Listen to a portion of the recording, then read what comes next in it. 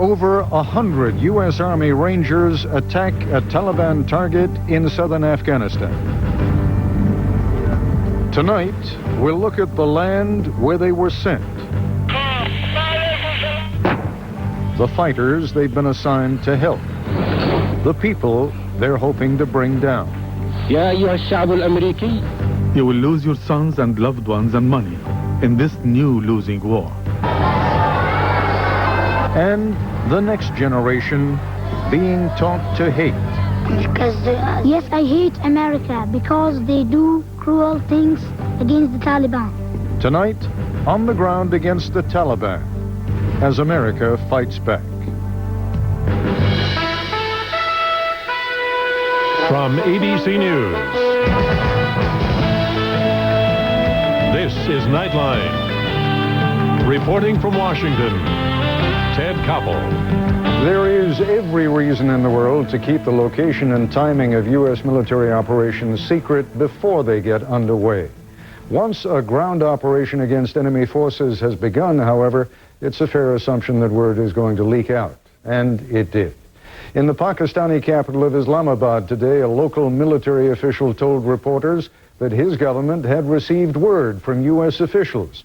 U.S. Special Forces, he said, would be conducting hit-and-run operations in Taliban-controlled areas of Afghanistan. The goal?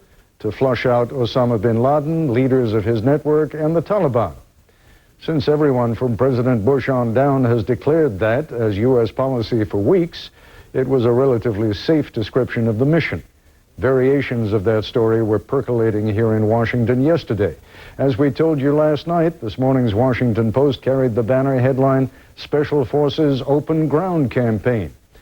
You may recall there were similar stories in the media some weeks ago, but that may have been a deliberate case of disinformation by the Pentagon. Tonight, though, it was the real thing. And while no one at the Pentagon went on record until just about an hour or so ago, they are talking to reporters on Background Now. ABC's Martha Raddatz is covering the story for us. And Martha, what can you tell us? Ted, a U.S. official confirms that there was a Special Forces operation today in southern Afghanistan involving over 100 Special Forces. They will say very little about it. They're now cleared of Afghan airspace and presumably safe.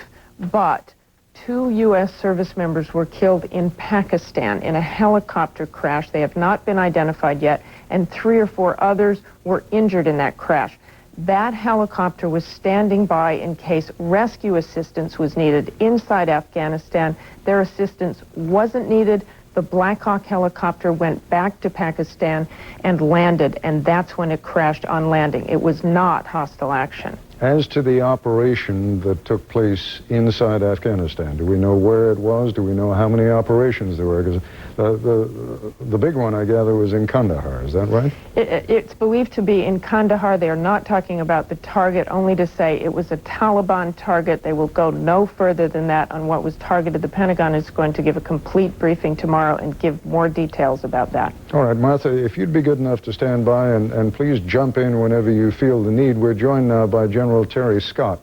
From 1993 to 1996, General Scott led the U.S. Army's Special Operations Command.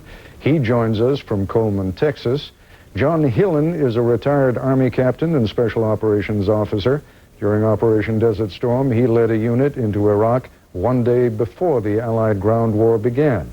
And he joins us from our New York studios.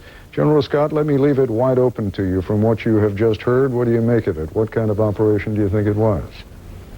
Well, Ted, as you said, there have been rumors and information for about 36 hours that there were going to be ground operations. I would suggest that this was probably a well-planned operation based on some hard intelligence, because it was very important, I think, for the initial raid into Afghanistan to be successful.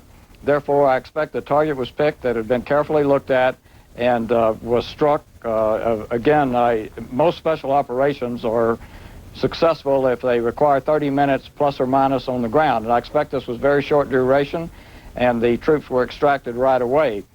It was probably based on intelligence either developed by the Special Operations Forces through a prior reconnaissance or through some other means. When General Scott speaks of an operation that lasts 30 minutes or less, John Hill, and what happens to the helicopters that brought them in during that time? Do they stand off a few miles away or hover around the area providing cover? What usually goes on? Ted, can I interrupt for a second? Yeah, please do. Let me just tell you that I know the operation lasted a couple of hours, if that changes anyone's answers. Okay, very good. John? Yeah, well, General Scott's very much right about the time on the ground. The time on the ground needs to be a very short duration and is usually of a small scale. But the operation supporting a special operation strike may be much larger. Support aircraft, support helicopters in addition to the assault helicopters, and a whole assembly working behind the scenes to support the raid. So you could have a raid that could be composed of quite a large group, but the actual time on the ground and the actual number of forces taking part in the strike could be quite small. So when, General Scott, we talk about an operation, as I think Martha said, of something in excess of 100 men, that would not necessarily be 100 men on the ground. Well, it's hard to say. I would think that a 100-man raid is about a Ranger company, and it could be that they put that many on the ground. It could also have been much smaller, and a significant number of those people could have been supporting in some other roles, such as search and rescue, standby to help extract if there were problems and all that. I think we'll just have to wait till tomorrow to find out exactly how many people that were inserted on the ground if they tell us. Something else, Ted, I can tell you as well, is that I was told earlier today when this started leaking out somewhat, is that they were not going after individuals. They were not going after Osama bin Laden or any of his lieutenants at this point. This was not any sort of snatch operation, is what I was told earlier today.